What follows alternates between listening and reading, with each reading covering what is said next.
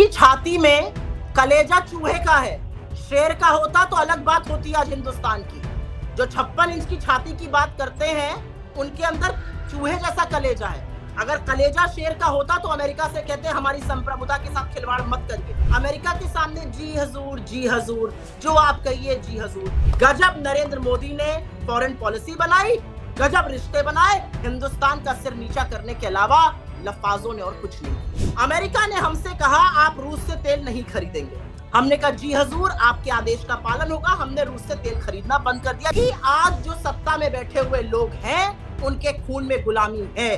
पहले वो yes yes yes और गुलामी करते थे अंग्रेजों की, आज वो यस यस यस और गुलामी कर रहे हैं अमेरिका की। इसकी कीमत देश के संविधान को, देश की संप्रभुता को, देश के लोगों को चुकानी पड़ रही है। और इसको कहने में मुझे कोई गुरेज नहीं है, मुझे कोई डर नहीं। वो टुच्चा पाकिस्तान स्टैंड ले सकता है और हम स्टैंड नहीं ले सकते। वो टुच्चा शहबाज शरीफ बोल रहा है और नरेंद्र मोदी नहीं बोल पा रहे हैं। क्या बात हो रही है यहाँ पर? मेरा अपना मानना है 56 इंच की छाती ने जितना उपहास भारत का उड़वाया है,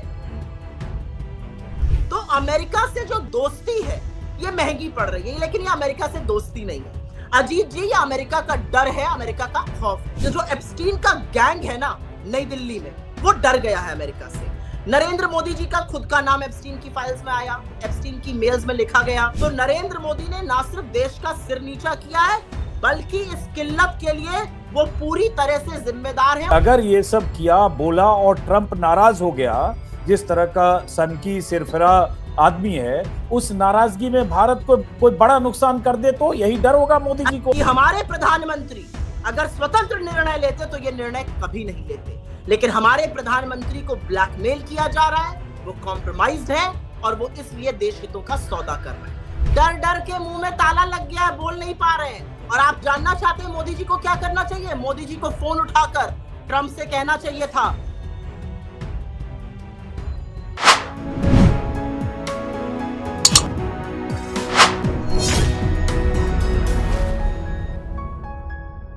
अमेरिका को लेकर Congress party, Rahul Gandhi, compromised prime minister, आप सब लोग लगातार बोलते हैं। लेकिन क्या करे प्रधानमंत्री मोदी? भाई अमेरिका से दोस्ती रखी तब आज 18% टैरिफ लगा, नहीं तो 25% को 50% कर दिया था नाराज होकर। फिर जब इन्होंने कहा ठीक है हम रूस से नहीं लेंगे तो डिस्काउंट ऑफर देके 18% किया। अमेरिका विश्व का ताकतवर देश है, तो क्या चाहती हैं आप? क्या अमेरिका से प्रधानमंत्री पंगा लेते रहे और उसके बाद ट्रंप तो कुछ भी अनाप शनाप बयान देते हैं, उसके बाद अचानक वो टैरिफ कहेंगे लो जी हम 500% टैरिफ कर देंगे, 100% कर देंगे? तो अजीत जी, अमेरिका की लोअर कोर्ट्स ने ट्रंप के टैरिफ पर बैन लगाया था। सुप्रीम कोर्ट का ऑर्डर आने वाला था और क्योंकि 2-3 लोअर कोर्ट्स ने बैन लगा दिया था, तो एक ये सहमति बन रही थी कि वैश्विक स्थिति को देखते हुए सुप्रीम कोर्ट का डिसीजन टैरिफ्स के अगेंस्ट हो सकता है, जो फाइनली हुआ। उसने जो ट्रंप का टैरिफ था उस पर बैन लगाया। भारत को एकदम से क्या जरूरत पड़ी कि जो 4-5-6 महीने से डील रुकी हुई थी, उस डील को 30 मिनट की एक फोन कॉल पे नरेंद्र मोदी जी ने सारी कंडीशंस मानकर तुरंत साइन कर लिया। आपने, और मेरे यहाँ पे 3-4 सवाल हैं जो दर्शक इसका जवाब दे। आपने सुप्रीम कोर्ट के ऑर्डर का इंतजार क्यों नहीं किया? आपने सशर्त सारी बातें अमेरिका की क्यों मान ली? 18% टैरिफ की आप बात कर रहे हैं, हिंदुस्तान पर 3% से कम लगता था टैरिफ, और मोदी जी को माला पहनाई जा रही थी कि वो टैरिफ 6 गुना हो गया है। उस पर वो वाहवाही बटोर रहे थे। मतलब किस बुद्धि के लोग हैं ये लोग? इस पर चर्चा अलग से होनी चाहिए। आपने अमेरिका की सशर्त मान ली कि भैया हम तो $500 बिलियन का आपके यहां से ट्रेड इंपोर्ट करेंगे। अच्छा भाई, अमेरिका के साथ एक कम देश हैं, बड़े देश जिनके साथ हमारा ट्रेड सरप्लस है, हम उनको ज्यादा बेचते हैं, खरीदते उनसे कम है। $40 बिलियन का ट्रेड सरप्लस था अमेरिका के साथ हमारा। चाइना के साथ 116 बिलियन का ट्रेड डेफिसिट है। हमने अमेरिका से कहा प्रभु हम आपसे $100 बिलियन का हर साल अगले 5 साल सामान खरीदेंगे। तो जो $40 बिलियन का ट्रेड सरप्लस है वो ट्रेड डेफिसिट बनेगा। ये जो हर जगह से आप FTA साइन कर रहे हैं उसका कोई मतलब नहीं रहेगा, क्योंकि भैया आपको तो खरीदना सब अमेरिका से है। आपने कहा किसानों पर कोई फर्क नहीं पड़ेगा। तो ये जो ड्रेन डिस्टिलरी ग्रेन्स आ रहे हैं, ये मक्का का बाई प्रोडक्ट जो सोयाबीन ऑयल आ रहा है, जिस तरह से अमेरिका के मैकेनाइज्ड फार्मर्स आकर हमारे किसानों पर हुकूमत करने वाले हैं, इसका जवाब कौन देगा? एनर्जी सिक्योरिटी आपने अपनी एनर्जी सिक्योरिटी से पूरी तरह कॉम्प्रोमाइज कर लिया, अपना डेटा अमेरिका को तश्तरी में लगाकर लीजिए हजूर परोस कर दे दिया। तो अमेरिका से जो दोस्ती है ये महंगी पड़ रही है, लेकिन ये अमेरिका से दोस्ती नहीं है अजीत जी, ये अमेरिका का डर है, अमेरिका का खौफ है। और मैं बताती हूं क्यों। इसके दो कारण हैं। ये जो एप्स्टीन का गैंग है ना नई दिल्ली में, वो डर गया है अमेरिका से। नरेंद्र मोदी जी का खुद का नाम एप्स्टीन की फाइल्स में आया, एप्स्टीन की मेल्स में लिखा गया कि कैसे कैसे उसने मोदी जी को सलाह दी कि आप पहले जाके यूएस के राष्ट्रपति से मिलिए। वो जून में गए, यूएस के राष्ट्रपति से 2017 में मिले। फिर उसने सलाह दी आप इजराइल जाइए, वो इजराइल गए, इजराइल में जाकर वहां पर नाचे गाए जो भी किया। फिर उसने बोला एक मेल में उसके बाद कि मोदी ने मेरी सलाह मानी, नाचने गाने से अमेरिका के राष्ट्रपति अभी खुश हैं, और वो खुशी खुशी वापस गए। इनके एक मंत्री हैं, यारों के यार है एप्स्टीन के। एप्स्टीन जैसा दरिंदा जिसका नाम लेने से जबान लड़खड़ाती है, जो छोटी छोटी बच्चों के यौन अपराध का दोषी पाया गया, पीडोफाइल, उसका जुर्म 2008 में तय हो चुका था, वो जेल काट आया था। उससे लगातार गलबहियां करने का काम, एग्जॉटिक आइलैंड, मेरे यार कॉफी पी ले, बुक साइन कर ले, ये वो काम हरदीप पुरी कर रहे थे। प्रेस कॉन्फ्रेंस करते हुए कहते हैं अरे यार मैं तो कुछ कर ही नहीं पाया, मैं तो इसी सब में रह गया। बातें सुनिए इन लोगों की। तो वो एप्स्टीन के यार। तीसरे एप्स्टीन के यार मोदी जी के परम मित्र अनिल अंबानी जी। एप्स्टीन का ये जो गैंग है, इससे मोदी जी डर गए, पता नहीं क्या ब्लैकमेल उनको किया जा रहा है। और दूसरा बड़ा डर तो ये है ही कि जो राजा की जान तोते में बसी हुई है, वो तोता अडानी है, और गौतम अडानी पर कानूनी शिकंजा कसता जा रहा है। और उस सब के चलते नरेंद्र मोदी जी ने पूरी तरह से सरेंडर कर लिया है। मुझे ये कहने में कोई भी संशय नहीं है कि हमारे प्रधानमंत्री अगर स्वतंत्र निर्णय लेते तो ये निर्णय कभी नहीं लेते, लेकिन हमारे प्रधानमंत्री को ब्लैकमेल किया जा रहा है, वो कॉम्प्रोमाइज्ड है, और वो इसलिए देश हितों का सौदा कर रहे हैं। और मैं एक छोटी सी बात यहां पर और बोलती हूं, अमेरिका के सामने जी हजूर, जो आप कहिए जी हजूर। चीन का तो नाम नहीं लेते थे। कल क्या किया इन्होंने, चीन के लिए एफडीआई के दरवाजे खोल दिए। अब चीनी कंपनियों पर जो 5 साल पहले बैन लगा था कि वो यहां पर निवेश उसका सीमित रहेगा, उनके लिए गेट खोल दिए, उनके वीजा की सहूलियतें ढीली कर दी। उसके बाद चीनी कंपनियों को सरकारी ठेकेदारी में हिस्सेदारी की जो प्रतिबंध था वो हटा दिया। क्यों भाई, क्या स्टेटस को एंटे 2020 अप्रैल का यथावत रिस्टोर हो गया है? क्या चीन ने अधिग्रहण छोड़ दिया है? क्या चीन ने हमारी जगहों का नाम बदलना बंद कर दिया है? क्या चीन ने अरुणाचल के हमारे नागरिकों को यह परेशान करना छोड़ दिया कि तुम चीनी पासपोर्ट लो? क्या चीन ने जम्मू कश्मीर में घुसकर इंफ्रास्ट्रक्चर बनाना छोड़ दिया? चीन वो सब कर रहा है, और हम चीन के लिए एफडीआई के अपने नियम बदल रहे हैं, उनकी सहूलियत के लिए उन नियमों को में से प्रतिबंध हटाया जा रहा है। तो ये तो मोदी जी की अतिरिक्त प्रतिभा है ना, कि एक साथ चाइना को भी हैंडल कर रहे हैं, रसिया को भी कर रहे हैं, चीन को भी कर रहे हैं। तो ये तो खासियत है उनकी कि कूटनीतिक स्तर पर विश्व के 3 जो सुपर पावर है, तीनों को मैनेज करने की कोशिश कर रहे हैं। बहुत बढ़िया आपने सवाल पूछा है। ऐसी खासियत है नरेंद्र मोदी में कि जब ऑपरेशन सिंदूर हुआ तो सदियों का हमारा जो देश मित्र था, ऑल वेदर एलाई, रशिया, एक शब्द नहीं बोला। चीन पाकिस्तान के कमांड सेंटर में बैठकर अपने उपकरण उनको देकर उनके साथ ऑपरेशन सिंदूर में मुस्तैदी से खड़ा रहा। ये बात मैं नहीं, ये बात जनरल चौहान तक ने कही है। और अमेरिका ऑपरेशन सिंदूर के बाद जो ऑपरेशन सिंदूर के कारक था, जो नरसंहार का मुख्य आरोपी असीम मुनीर को अपने घर में बैठाकर मुर्ग मुसल्लम की दावत करता है और कहता है what a great nation Pakistan is, उसके आर्मी जनरल जाके पाकिस्तान की आर्मी के साथ ट्रेनिंग कर रहे हैं। गजब नरेंद्र मोदी ने फॉरेन पॉलिसी बनाई, गजब रिश्ते बनाए, हिंदुस्तान का सिर नीचा करने के अलावा लफाजों ने और कुछ नहीं किया है। ये बताओ, चूंकि आप विपक्ष में हैं तो जाहिर है प्रधानमंत्री मोदी कितना भी अच्छा करेंगे तो आप तो आलोचना करेंगी, लेकिन ये ईरान वार में मेरी कोई प्रधानमंत्री से खेत मेड़ का झगड़ा नहीं है अजीत भाई। मेरा प्रधानमंत्री से ये अपेक्षा थी और हमेशा से रहेगी कि इस देश का चुना हुआ प्रधानमंत्री, जो इस देश का मुखिया है, समय पड़ने पर खड़ा होगा। वो आर्मी को ये नहीं कह देगा जो उचित समझो वो करो, वो अमेरिका का नाम सुन के चुप नहीं हो जाएगा, वो चीन का नाम सुनकर आंखें और मुंह पे दोनों पे पट्टी नहीं लगा लेगा। वो इस देश हित को सर्वोपरि रखेगा। एक कॉम्प्रोमाइज प्रधानमंत्री जिसको ब्लैकमेल किया जा रहा है वो ये नहीं कर पा रहे, मुझे ये शिकायत है। चलिए वो वापस आते हैं हम ईरान वार पर।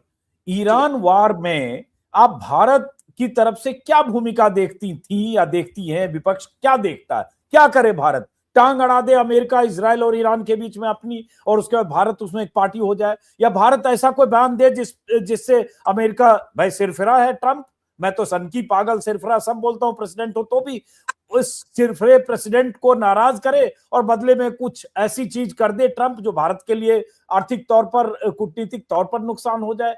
तो इसको हो सकता है प्रधानमंत्री मोदी जी फूक फूक कर कदम रख रहे हैं, उसमें 12 दिन से चुप है।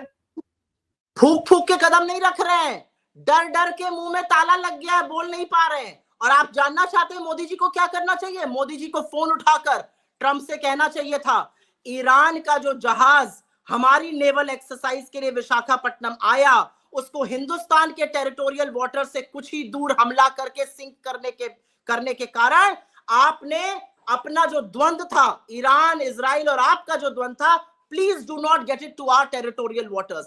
आप वो युद्ध हमारे दरवाजे पर लेकर आ गए, ये गलत है। हमारे मेहमान, हम तो अतिथि देवो भव की बात करते थे, वो 20-20 साल लेकिन हमारा जो टेरिटोरियल वाटर था उससे बाहर चले गए थे, वो इंटरनेशनल वाटर में, तो ये भी कह रही है। जी हाँ, उसी पे आ रही हूं मैं। 20-20 साल के वो लड़के जो नेवल एक्सरसाइज करके गए, जिन्होंने राष्ट्रपति जी के सामने सलूट किया, जिनका बड़ा स्वागत किया गया, उनकी हत्या कर दी अमेरिका ने, और बिना आगाह की हत्या करी। वो शिप आर्म्ड नहीं था और वो वापस जा रहा था और वो हमारे न्योते पे आया था। तो क्या आज हमारी नैतिकता रह जाती है क्योंकि हमारे टेरिटोरियल वाटर से वो वहां बाहर निकल गया? श्रीलंका जैसा छोटा सा देश, इतना बड़ा श्रीलंका है, श्रीलंका ने जाकर रेस्क्यू ऑपरेशंस में पहले मदद करी, हिंदुस्तान की हैसियत नहीं हुई बोलने की। और हमारे विदेश मंत्री ने जब उनसे सवाल पूछा गया तो क्या कहा? अगर आपके पास कोई सीरियस सवाल है तो उसका मैं जवाब दूंगा। मतलब हिंदुस्तान, जिसका नेवी सुप्रीम है इस रीजन में, जिसकी नेवी की नैतिक जिम्मेदारी बनती है इस रीजन की सुरक्षा की, उस पर सवाल अगर उठ खड़ा होता है तो वो नॉन सीरियस सवाल है। आप अपने आप को कितना बौना, कितना अदना करते जाते हैं, यह आपकी फॉरेन पॉलिसी और आपके स्टैंड पे निर्भर करता है। अगर हमने डोनाल्ड ट्रंप और अमेरिकी एडमिनिस्ट्रेशन के सामने ये नहीं दर्ज करा कि वी टेक ऑफेंस, आपने हमारे बुलाए हुए गेस्ट को जो हमारे न्योते पे आया था, हमारे टेरिटोरियल वाटर से कुछ ही दूर हमला करके सिंक किया, ये बर्दाश्त नहीं है, क्योंकि you can not get your nonsense to our doorstep. हम ये क्यों नहीं बोल पाए? इसको बोलने में नरेंद्र मोदी जी क्यों डरते हैं? क्योंकि वो कॉम्प्रोमाइज है, क्योंकि उनको ब्लैकमेल किया जा रहा है। लेकिन मैं तो ये कह रहा हूं सुप्रिया कि अगर ये सब किया, बोला और ट्रंप नाराज हो गया, जिस तरह का सनकी सिरफिरा आदमी है, उस नाराजगी में भारत को कोई बड़ा नुकसान कर दे तो यही डर होगा मोदी जी को। एक इंग्लिश में लाइन होती है, if you are asked to sit and you crawl, they will ask you to sink next. English की ये लाइन दर्शकों के लिए मैं बता दूं, अगर आपसे बैठने के लिए बोला जाए और आप दंडवत प्रणाम करने लगिए तो अगली बार वो आपको जमीन के नीचे गाड़ कर आपसे बात करेंगे। अमेरिका ने हमसे कहा आप रूस से तेल नहीं खरीदेंगे, हमने कहा जी हजूर आपके आदेश का पालन होगा। हमने रूस से तेल खरीदना बंद कर दिया, जबकि 40% हमारा क्रूड रूस से आ रहा था, सबसे सस्ता तेल आ रहा था। हमने तेल खरीदना बंद किया, चीन ने तेल खरीदना शुरू कर दिया, चीन ने सारा का सारा तेल खरीदना शुरू कर दिया। अमेरिका की हैसियत क्यों नहीं हुई कि वो चीन पर जवाबी टैरिफ लगाए? अमेरिका ने चीन के खिलाफ एक भी बयान नहीं दिया। अमेरिका का राष्ट्रपति खड़े होकर ये तो नहीं कहता कि मैं चाहूं तो चीन के शी जिनपिंग का करियर बर्बाद कर दूं। अमेरिका का राष्ट्रपति तो ये नहीं कहता कि शी जिनपिंग जो करते हैं मुझे खुश करने के लिए करते हैं। नरेंद्र मोदी के लिए वो कहते हैं मैं चाहूं तो नरेंद्र मोदी का करियर बर्बाद कर दूं, मैं नरेंद्र मोदी जो करते हैं मुझे खुश करने के लिए करते हैं, मैंने सीज फायर कराया, लेकिन मोदी जी के मुंह से चू नहीं निकलता है। अगर ये साइन ऑफ, और मोदी जी की बॉडी लैंग्वेज देखिए आप, बॉडी लैंग्वेज एक्सपर्ट्स तो भरे पड़े हैं ना बीजेपी के इकोसिस्टम में, बॉडी लैंग्वेज देखिए आप। अगर मोदी जी इन सब बातों पर चुप रहते हैं तो America is asking you to sit and you are crawling. ये असलियत है। एक बार खड़े हो जाइए और कहिए हम 140 करोड़ का संप्रभु राष्ट्र है। अमेरिका के एक प्रोफेसर है जेफरी सैक्स, आप भी उनको अच्छी तरह से जानते हैं, मैं भी जानती हूं, ग्लोबल एक्सपर्ट्स पे he is considered one of the last words, professor Jeffrey सैक्स। उन्होंने क्या कहा? उन्होंने बहुत पते की बात करी। उन्होंने कहा 200 साल तक ब्रिटिश हुकूमत झेलने वाले भारत के नेता ये क्या कर रहे हैं मैं समझ नहीं पा रहा हूं। ये अमेरिका के इंपीरियलिज्म में अमेरिका के साथ क्यों खड़े हैं? आज अमेरिका वो काम कर रहा है जो कभी अंग्रेज करते थे, और हम जो अंग्रेजों के गुलाम रह चुके हैं आज फिर से ये काम कर रहे हैं, क्योंकि आज जो सत्ता में बैठे हुए लोग हैं उनके खून में गुलामी है। पहले वो यस यस यस और गुलामी करते थे अंग्रेजों की, आज वो यस यस यस और गुलामी कर रहे हैं अमेरिका की। इसकी कीमत देश के संविधान को, देश की संप्रभुता को, देश के लोगों को चुकानी पड़ रही है, और इसको कहने में मुझे कोई गुरेज नहीं है, मुझे कोई डर नहीं है। आप कह रहे हैं गुलामी कर रहे हैं, भाई वो कह रहे हैं कि विश्व गुरु भारत है, 56 इंच के सीने वाले प्रधानमंत्री हैं, किस तरह से उन्होंने पाकिस्तान से बदला लिया, बालाकोट किया, सर्जिकल स्ट्राइक किया, ऑपरेशन सिंदूर किया, उनके जितने देश में समर्थक हैं करोड़ों लोग, वो प्रधानमंत्री के नाम के कसीदे पढ़ते हैं। 56 इंच की छाती में कलेजा चूहे का है, शेर का होता तो अलग बात होती आज हिंदुस्तान की। जो 56 इंच की छाती की बात करते हैं उनके अंदर चूहे जैसा कलेजा है। अगर कलेजा शेर का होता तो अमेरिका से कहते हैं हमारी संप्रभुता के साथ खिलवाड़ मत करिए। वो 28 साल की लड़की कैरोलिन लेविट जो प्रेस सेक्रेटरी है वॉशिंगटन में, वो खड़े होकर कह रही है India has been a good actor.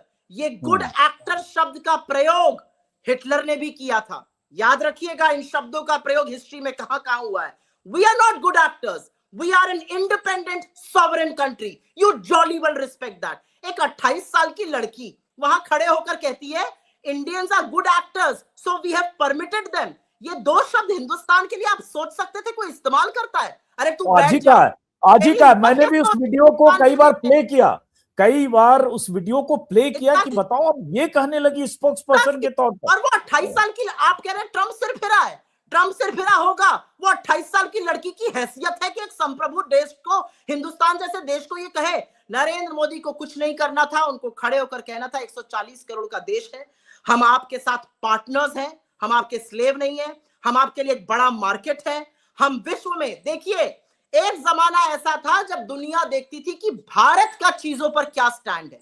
आज जब दुनिया भारत की ओर देखती है तो नील बटा सन्नाटा की चुप्पी पाती है। बहुत सारे देशों ने देखा भारत ईरान पर क्या स्टैंड ले रहा है, हमने कोई स्टैंड नहीं लिया। वो टुच्चा पाकिस्तान स्टैंड ले सकता है और हम स्टैंड नहीं ले सकते हैं। वो टुच्चा शहबाज शरीफ बोल रहा है और नरेंद्र मोदी नहीं बोल पा रहे हैं। क्या बात हो रही है यहाँ पर? मेरा अपना मानना है 56 इंच की छाती ने जितना उपहास भारत का उड़वाया है अपनी, और ये क्यों है इसका भी एक कारण है। वो डरे हुए हैं, वो कॉम्प्रोमाइज है, उनको ब्लैकमेल किया जा रहा है। उनको लगता है कि अभी भी वो बेवकूफी की हरकतें करके, वो उल जलूल बातें बोलकर अपने भक्तों को खुश रखेंगे। उनको विश्वास है कि ऑक्सीजन के लिए तड़पते हुए इस देश में जैसे उन्होंने ताली थाली बजवाकर शोहरत हासिल करी थी, इस बार भी वो इसी तरह की कोई कलाकारी करेंगे। ऐसा देश बना दिया नरेंद्र मोदी ने। इस देश के लोगों को भी समझना पड़ेगा आपके साथ क्या हो रहा है। इस देश के लोगों को समझना पड़ेगा कि बड़ी मुश्किल से आजादी की जंगे आजादी की लड़ाई लड़कर आजादी हासिल की गई। आज उस आजादी को हम अमेरिका के चरणों में नहीं सौंप सकते हैं, जो काम नरेंद्र मोदी और एप्स्टीन का गैंग कर रहा है।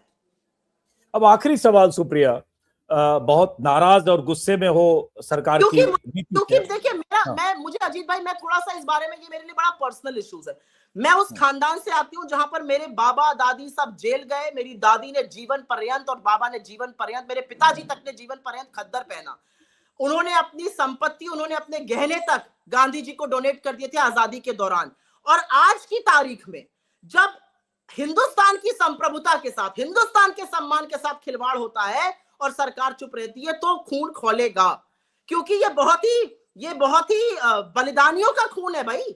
इस देश में लोगों की जान गई है। मतलब भगत सिंह जैसे लोगों को हम क्या जवाब देने के लिए आज खड़े हैं कि आप 23 साल में आजादी का फंदा चूमकर झूम गए, लेकिन हम अमेरिका के सामने नतमस्तक है। मेरे लिए ये चीजें थोड़ी सी पर्सनल है, और क्योंकि मुझे ऐसा लगता है कि इस देश की आजादी इज एब्सोल्युटली नॉन नेगोशिएबल।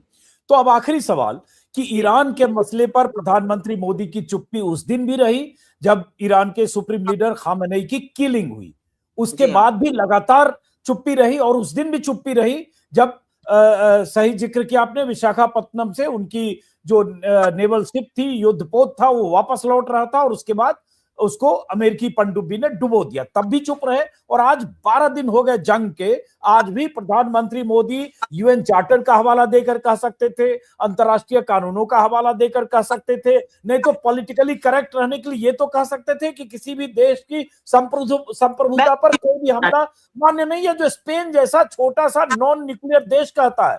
और जब अमेरिकी राष्ट्रपति का उसके बयान पर बौखलाकर कहते हैं, स्पेनिश प्राइम मिनिस्टर के बयान पर, कि हम तुमसे सारे आर्थिक कारोबार बंद कर देंगे, फिर वो बयान रिपीट करता है। तो उसके बाद भी चुप्पी है। अब क्या करें प्रधानमंत्री मोदी? Course correction.